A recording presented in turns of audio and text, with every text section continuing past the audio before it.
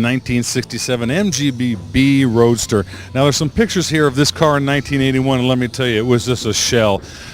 The owner has lovingly restored it to be a nice vintage racer. It wears the number 9. It's got the Simpson 5-point harness. It's got a roll cage. This car someone built to go out and have fun on the weekends and race in the vintage racing events.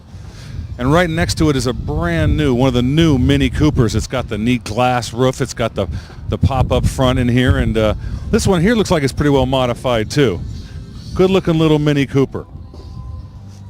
Got a real soft spot in my heart for this car. It's a 1962 190 SL Mercedes-Benz. It's got the original patina wood wheel, leather interior. Original paint, it looks like, because I can see some spider webbing. Looks like the original soft top. Really gorgeous example of a 62 Mercedes-Benz 190 SL. And the reason I have a soft spot in my heart for it is I used to own one of these cars. It was cream with the black checker interior, and boy, I sure wish I had that car today. Really nice 190 SL. Well, like the plate says, is a 1957 Porsche. It's completely original and restored back to factory. It's a cabriolet with the soft top. Black on, looks like tan interior. Very clean Porsche.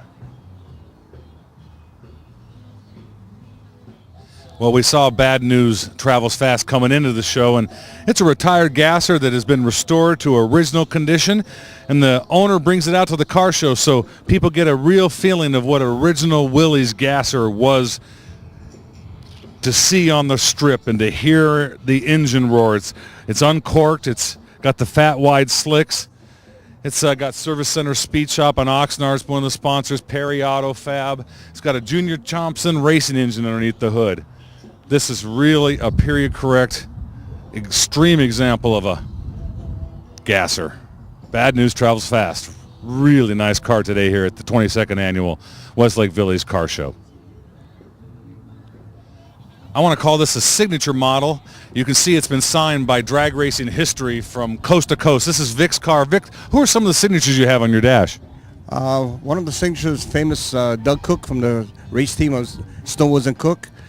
Big John Masmanian, Bones Bellog, Ohio George Montgomery, Don Garlitz, Big Daddy Don Garlitz, a whole bunch of the East Coast racers, Barbara Hamilton, First Lady, who received her racing license from NHRA, Ohio George Montgomery. Well, it's a neat car. Yeah, you've been coast to coast with this car. How's it accepted when you show up? People are really attracted to this car, I bet. Yes, because it's built as an old gasser, an original, back in the days when I used to race. So it's kind of like a time capsule, for lack of a better description. Well, looking at it, it is. It's all period correct parts. There's nothing new about it. It's got road wear on it. We heard you come in today, and we want to thank you, Vic, for bringing a car like this out here on car shows. You're welcome, Kevin. You bet. Thank you very much. You know, well, Vic doesn't travel alone. I'm talking with Happy here. Happy's his co-pilot. Hey, Happy, what's it like riding this car? I think he said rough. Happy's a good guy there.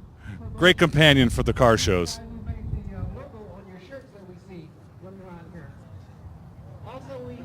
You know, we got a couple of real nice Austin Healey's here. I'm going to read this one here. This one was restored to factory specification in 1995. It's the third owner, but the first male owner. And this car was sold new in Glendale, California. We've done shows in Glendale. This is a local Southern California car. Austin Healey, really, really clean example. Wire wheels, knockoffs. And next to it, I've not seen one of these before. This has got the split window down at the real low for the driver. It's a 1956 Austin Healey. You know, I think this is the first one we've seen on live car shows of this vintage. Very clean, original. It's got the two-tone, black and red. The interior's got a little black and red piping. It's got a real nice wood steering wheel on it. Really clean example of a nice Austin Healey. We're going to stick with the import theme, and here's a 1969 Jaguar E-Type convertible. It's got the British Racing green. I'm pretty sure that's the paint color, and that's just really, really clean. Next to it is a 1956 Jaguar XK140. Appears to be restored to a factory original condition, two-door coupe with the knockoff wheels, Jaguar on the knockoffs. Really clean and restored 56 Jaguar XK140. We want to get a few more details of this Jaguar. Check out the dash and the gauges. I mean, talk about craftsmanship and detail. The gauges are highly detailed. The burl wood accents on it. The great banjo steering wheel. And, of course, it's a stick shift car. And this is a really, really nice example. It's a top speed of 140 miles an hour. It's a 3.66-liter engine. Double overhead cams, dual carburetors, burl walnut leather interior, and this is only one of 691 coupes built in 1956. Only the second owner since '64, folks. A real rare car right here. Here on the back row is a 1957 Cadillac convertible. You know, this car is a year older than I am, but it's in great condition. It's from Hemet, California, so it had a long drive down here today. It looks like a daily driver, or at least a regular driver. It's not a trailer queen or anything special like that. Steve's getting you a great shot of the interior of this classic GM Cadillac. We started with the fins in the back. Great color combination, too, on this one. You don't see these colors often. And it's a driven car. Came here today on its own power. We love cars like that. A lot of the cars we see at the shows and events come with original accessories. I'm not quite sure what accessory this was, and I'm not sure it's PETA approved, but it's quite an interesting collection on the back of this car. And actually the original owner, this is a 26, and then the original owner is still with the car here, Bones. Bones is going to say a few words about his car. I'm sorry, Bones is a little camera shy. He doesn't want to talk to us right now. It's been a long drive out here today, as you can see. Great, great car. Like I say, it was driven here today.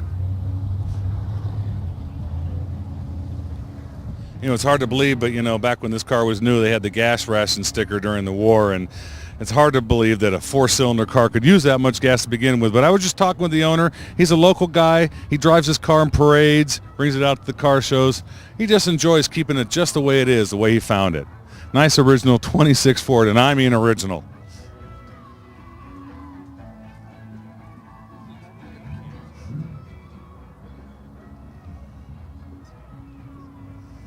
No, it's not a Dodge, even though it's got a ram's head on the front. It's pure Ford. 1969 McLaren. And the thing that's impressive to me is I'm looking at the bottom of the seat, and I think if you took a tape measure, the bottom of the seat can't be more than 4 inches off the ground. I'll tell you, this car is built for speed and racing. It's got an McLaren sports racing engine in it, powered by Chevrolet. And what's neat is I can see his fin back here. The fin mounts in these two tubes here, but he has to take it off when he opens the rear part of the car to look at the engine. Really nice McLaren.